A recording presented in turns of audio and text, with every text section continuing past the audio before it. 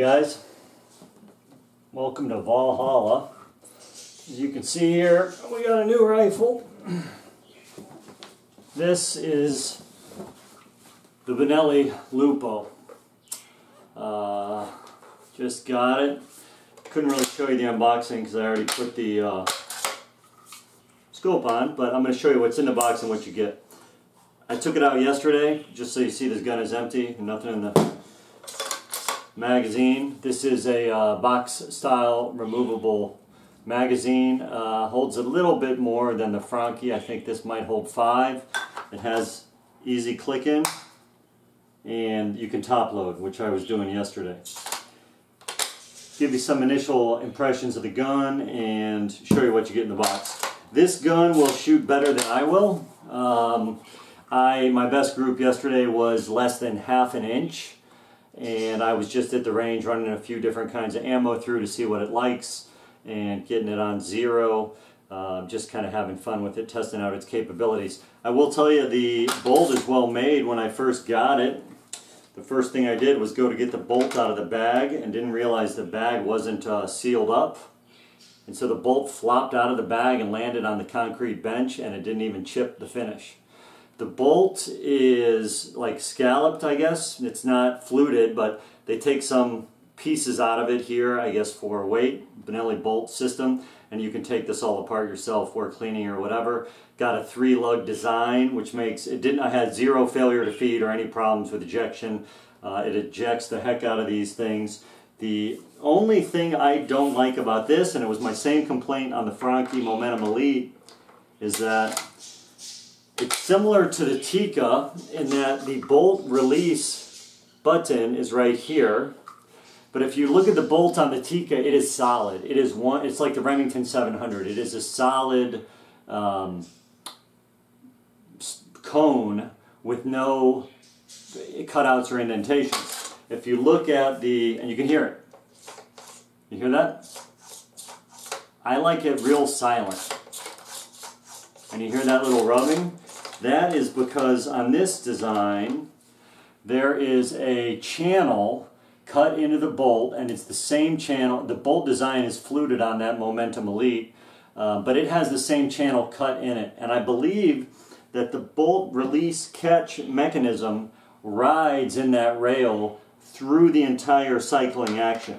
So instead of letting the bolt pass freely and then only engaging once it hits the big a big metal lip or whatever it's going to catch onto at the back here, right there, this bolt catch system slides along that bolt the whole duration of the travel, which it bothers me a little bit because I can hear it.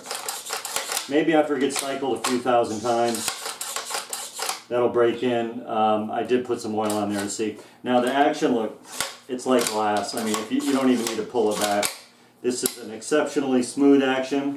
It's fast. The bolt handle is a little bit unorthodox, but one thing nice about that is that on these more modern optics, this is a Miyata 6, the mag ring can be a little on the big side, and with this 60-degree bolt throw, not only does that limit how far up it is in the air, but because of this kind of non-traditional hook angle on the handle, you're well away from anything on your optics. So you can even attach the speed throw lever, and at max magnification, when you're cycling the action, you're not going to hit your hand on there, which isn't necessarily the case with something that's a little bit tighter. The gun feels nice in the hand. It's very svelte. It's very trim. It's got a couple other features that the jury's still kind of out on. Now, I had just been shooting the Franchi Momentum Elite with the muzzle brake because it includes the muzzle brake. This features the progressive comfort system, which they borrowed from their shotguns, which has some interlocking fingers inside of this, and basically it acts as a shock absorber. I don't know if you can see that, but you can feel it on your shoulder. However, it's hard to compare the felt recoil to that Momentum Elite because I was shooting with the muzzle brake. And this Benelli, while it's threaded, this is a very, I mean, it's well crafted. They make the SBE. They have meticulous attention to detail and design. Obviously, they're Italians, right? Threaded threaded muzzle. It does come with the crown protector, but it does not include the muzzle brake like the Franchi version does. So this is going to be $100 to get the Benelli version, and they're not available right now. So it's hard to compare apples to apples, but the recoil was manageable. This is in a 6.5 Creedmoor, so it's what you would expect. And when you put a muzzle brake on there, it's going to be even better. This is a mini chassis system. This here is machined aluminum in the middle, and then so the 4 is the synthetic piece, and so is the rifle buttstock, as opposed to one-piece composite or plastic material that you find on a lot of these guns. And it also affects the way that they were able to bed the action and connect the barrel to the receiver using a bolt design. You can read about it. It's supposedly pretty high-tech. You know, at first I wanted to love this gun, then I wanted to hate this gun, and then I just couldn't get it off my mind. It is different looking. It is kind of forward-thinking design, so it may not be for everybody, but the thing is undeniably a shooter. The trigger position is a little bit different than what you would normally see. It's more like a shotgun grip. I found it natural and I didn't have any problem grabbing it. My normal range was closed for match yesterday, so I had to go to another place and I was a little out of my element, so I don't think I was on my best game either. But shooting for groups, having a sub 0.5 MOA group, you just can't argue with that. I mean, these come with a sub MOA guarantee with premium factory ammunition, but I was able to get it in under ½ an inch, and I think this gun's capable of doing that consistently. I just wasn't necessarily doing my job. As a side note, part of that is this is a FFP. This Optica 6 is 3 to 18 by 50, and because it's FFP, obviously the reticle changes size, and it's got a red dot in the middle on bullseye, and at higher magnifications that dot gets kind of big. However, it's got a BDC reticle, so if you're at higher magnifications, typically I would think you'd be shooting further distances, so you would be using the crosshairs that are lower, which aren't as big as that red dot. So for zeroing at 100 yards, I'm going back to the range. I'll just back off the mag ring a little bit, and then that dot should be appropriately sized for pinpoint accuracy. I mean, ergonomically it's fine. It feels really nice. It doesn't feel as chintzy as some plastic stock rifles do. There obviously is attention to detail. The way that everything's fitted up is just right. And if you look, my length of pull, to measure your length of pull, you put your finger on the trigger where you want that pad to hit, and then you look down here at the stock, and it looks like maybe an inch and a half off of where it meets the bend of my arm, and that's kind of your LOP. You might want to be a ½ inch or an inch off that if you're going to be out hunting in the fall with clothing. However, this does have spacers for the butt that you can adjust that LOP, and it also allows you to adjust the cast. So right now this gun is straight with the rifle stock. Shotgun shooters know that right now my right shoulder is to the right of my eye, right? So if I cast this stock so that it is canted slightly over, then when I go to shoulder this gun, because this stock will be pointed to my right a little bit, cast off they call it, then this scope will be more aligned with my eye. You can have it neutral, which is how it comes. You can cast off, which is for righties, or cast on for lefties. I think there's only one adjustment, and that adjustment may be 1/10 of an inch. And you can do it with the supplied shims that come with the rifle. We'll show you in the box. So I'm probably going to go ahead and adjust the cast. I'm going to go cast off. And then you can also adjust the drop. I don't know what spacer is in here now, but there's like 5 levels. You can go up and down. Given that I have a scope on here and my natural eye to the bore is a little bit below, I don't think I would lower the drop, because as it is in my shoulder pocket, that would have a tendency to raise the gun. I would be more inclined to lower the gun. So I'm going to set the drop to its lowest setting, add a little bit of LOP, and add cast off. In addition, this gel pad, you know, it's a piece of gel filled rubber, I suppose. This is the standard. They also make a raised and then a high. I'm going to use the high because then I will have a good cheek weld to get my eye through the scope. I cannot find them anywhere right now. I have a call into Benelli to ask them what the ETA is Also, if you want to get the Benelli muzzle device, it's about $100. They also are not available in the marketplace right now. So we'll set this aside and show you what comes in the box with it. Also, the tang on this is not kind of the typical Remington tang or Remington safety style. It is where the tang would be, and I actually really like this thumb safety. You could be real close to being ready to shoot and manipulate this safety with your thumb. It's a little bit harder for me to do that on my 700. I typically would use my index finger, and I would rather use my thumb and keep my finger near the trigger. Really a trim package. You notice that the mag sits flush in the well. It has a good look to it. It obviously has some design elements to it. You can look up some of the technical specs on how they bedded it. But when I first got that Franchi Momentum Elite, I was enamored with it. I looked around at some other choices. I saw one of these Lupos that was on a demo sale, and I ordered it, but they wouldn't let me handle the trigger. They had a trigger lock on, so I refused it, and then on an auction site, I found one of these pretty cheap. These retail for about $1,500. The newer ones maybe $1,600, and then the newest ones with the walnut furniture are up at $2 grand. I got into this thing for less than $900. Part of that could be because the newer versions have a special coating on the exposed metal called Benelli Best, B-E-S-T, and that Benelli Best coating is guarantees against rust or corrosion for 25 years.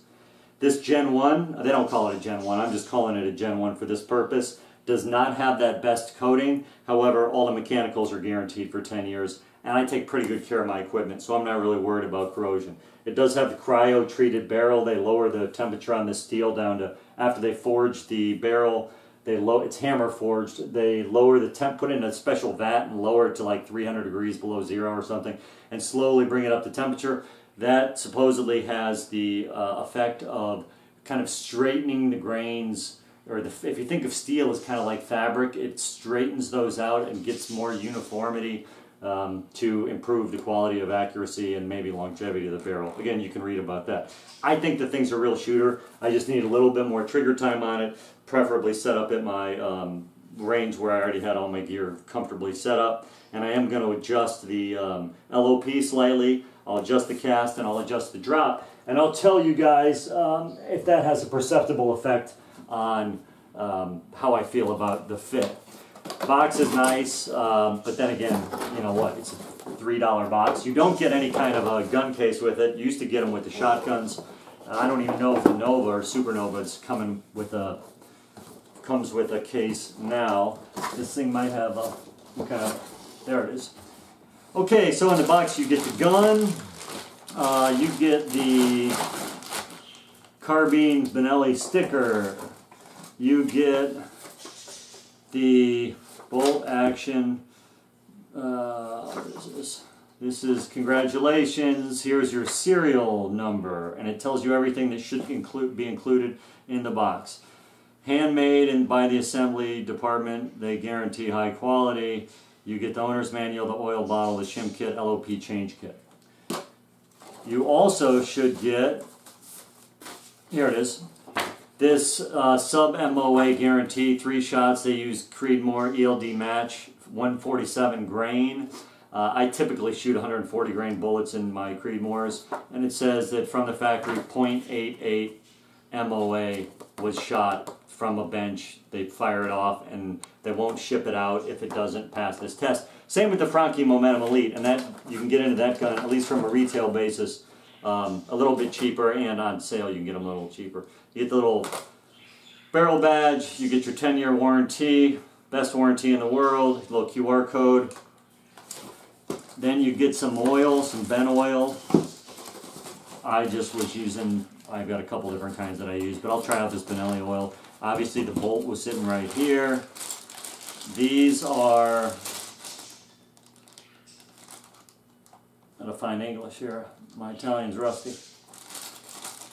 This is either the shim kit or the kit for setting the cast.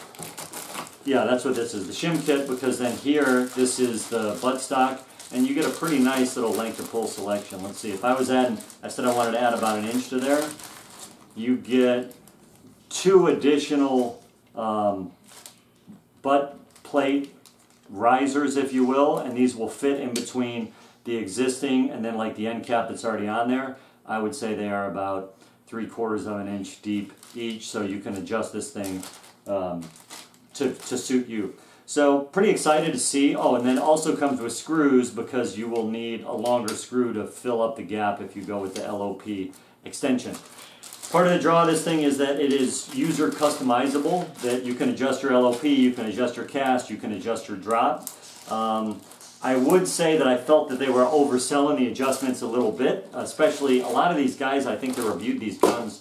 If you look, a lot of them ended up going on Safari. I think it was sponsored by Benelli, and they all talk about how you can have 36 possible configurations of this gun.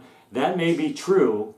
However, it is true if you have all three Gel-Tech comb adjustments, because you have standard, medium, and high, and you're only going to use one of those, right? So whatever one you pick, that means your 36 adjustments go down to 12, right?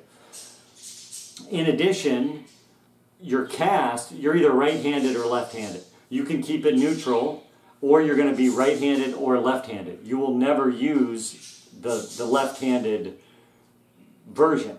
So while that is true that it is in the range of adjustments that you can make, it's not like every right-handed shooter has 36 adjustments, because that immediately gets divided in half based on whether you choose right or left, or a third, because a third would be neutral, right? So you get 12 neutral choices, you get 12 cast on and 12 cast off. I guess my point is that the specificity of your dominant hand determines what channel of customizability you can go into, and it naturally limits the choices because it is a reduction as you make each choice.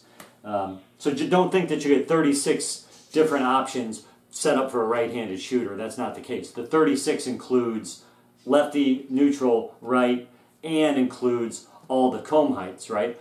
If you're shooting out with a scope on that gun, it feels to me like, regardless of how big your face is, you're either going to need raised or high comb height, and I would think that probably high would be most appropriate. So that means the remainder of the setups, you have 12, right? So you pick high, you have 12 setups left. So you have 4 for the left, 4 for neutral, 4 for right. You're right-handed, so now you pick right-handed, so now you have 4 setups left, and that just determines the drop. A very good system, and I'm going to get it fitted, and I'll let you guys know if I think that it makes a perceptible difference in comfort or shooting. But when you read 36 possible configurations, you got to put a little thought into it. Super well made. It has integrated swivel mounts, as does the Franchi version. The action is super smooth. My only gripe about the whole thing so far is that that bolt catch release is designed to slide in that channel with a bolt, and so you can hear it. I'll let you hear that one more time before we sign off for the day, so you can see what I'm getting at. Hear that? Hear that? Sounds like a little bit of grit. Maybe over time that'll break in, but I don't know that it will. Also, I threw the trigger scale on this thing, and it came in just about 3 pounds, although I did get a couple of readings that were lower. Really, though, when you're doing a trigger pull reading, just like give me a big enough lever I can move the world, where you put that meter on the lever that is the trigger will partly determine what you get, what reading you get. The higher you place that trigger scale, the higher the reading will be. But this is user adjustable from like 2.2 pounds to 4.4 pounds. I think the trigger might be polymer, which isn't super great, but overall I like it. I don't know that I would say that I think it is worth the retail price they were asking at $1,500, $1,600. You're starting to get up into the stratosphere of like picking really good guns. Sig Cross is up there. You can start eyeballing Springfield Waypoint.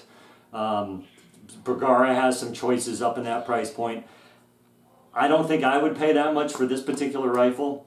I actually refused it at $1,000, but partly that was because I couldn't handle it and manipulate it to the fullest extent. Once I was at sub 900, I think that there was some real value there, and I think this will last a long time. So I'm super pleased with it. Sub 900, probably worth $1,000. The way that the cost differential went between the Momentum Elite and this, for me, meant this ended up being like an extra 130 bucks. I think it's worth that. I think it's worth an extra 200 bucks. A lot of the features are the same. The mag on this is nicer. I think the action is slicker.